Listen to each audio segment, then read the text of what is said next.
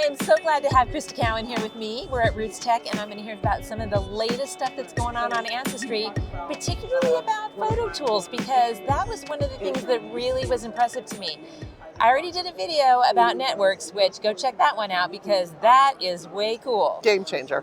Game changer. But while I got you here, I want to talk about this other stuff. So thank you so much. Of course. Happy to be here. So tell me about these new tools. I was really impressed with the innovator session. It was amazing. Yeah, so we've got some really great stuff happening. I know that for years, you've been able to upload photos to your tree on Ancestry. A few years ago, we introduced things like colorization and sharpening tools. But it's interesting the way that AI is kind of changing the game for photos.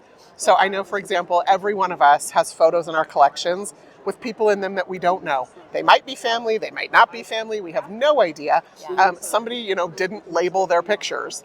Well, Ancestry has a new feature. We just released it a few months ago, and we're already seeing early amazing success and some really cool stories come out of it where you upload a photo, and when you're tagging people you do know, when you come across somebody you don't know, the feature is called Recognize Ancestors. Yes. And it allows you to say, hey, does Ancestry know from the millions and millions and millions of photos we have that we've trained AI on, do we have some suggestions for who this person might be? Oh my gosh, that's just like an answer to my prayers, I'll tell you that. Because I have those photos, like everybody. We all do. Yeah. Oh, that's so wonderful. Yeah, and there's already, I don't know if you want a story. Yes. Okay, so. Story. Yeah, so it's been out, like I said, Ancestry employees have had access to it for about 8 months. Okay. And one of my colleagues, just uploading all his grandpa's photos and his wife's father-in-law's photos and using it to great success. And I would upload photos and it would be like, wah, wah. Yeah. And I was so disappointed. Well, one Sunday night, he slacks me and he says, hey, do you know this woman? And it was a person in my tree. And I said, yeah, she's my great-grandpa's first cousin. And he said, I just I was just doing Recognize Ancestor and it found her face in one of my father-in-law's mission pictures. Oh my gosh. And it sent me to your tree. It said, we think this is this person. And he said, tell me about her. And I looked, and he shared the picture. And it was a picture of a group of LDS missionaries in Hawaii, all, young men, including his father-in-law. And she was an elderly woman, but clearly in this mission photo. And he said, why is she in this picture? And I said, there's a story. And the story was her husband died, and her youngest of her 10 children left on her mission, all within weeks of each other. And all of a sudden she was alone, completely alone for the first time in decades. And so she spent about a year traveling around visiting her children across the country and just trying to keep herself busy and occupied. Yes. And she came home at the end of that trip and was home alone again. And so she lived here in Salt Lake. She marched herself down to church headquarters. And she said, my son does not get home from his mission for a year. I need you to send me on a mission for a year. And they said, and they said, well, where is he? And I don't remember off the top of my head, Tonga or Samoa. And they said, okay, we're going to send you to Hawaii because when he comes home, he'll have a layover and you guys can fly home together. Oh, how beautiful.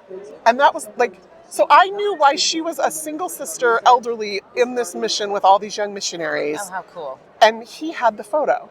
So I had the story, he had the photo, and because of Recognize Ancestors, we were able to put those two things together. Oh, and you know what? That's just going to get better. The more and more people that put up photos, they start putting up photos. Yeah. The more and more people that put up photos, the better it's going to be. Yeah. That's so incredible. Right? This has been the conference for AI and stories, and to me, this is a little bit of both. It is, absolutely. Well, tell me more. I saw more about transcription stuff, too. Yes. Tell me about that one. Yeah, so AI technology, of course, is advancing so fast it's hard to keep up.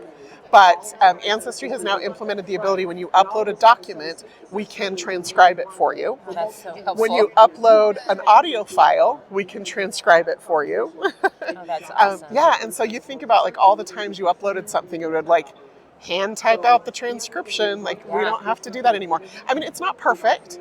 But so you go, but it's so much easier to go through and correct a few typos that AI made versus having to hand type the whole thing.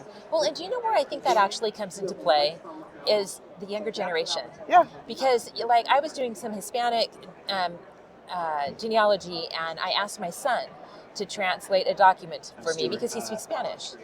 And he was like, Mom, I can't even read this. Because he doesn't know how to read cursive very well. Right. And then Spanish on top of it, that he can speak Spanish, but he wasn't super duper proficient in it. And I'm finding more and more younger people, they don't know how to read the cursive, especially the old cursive. Yeah.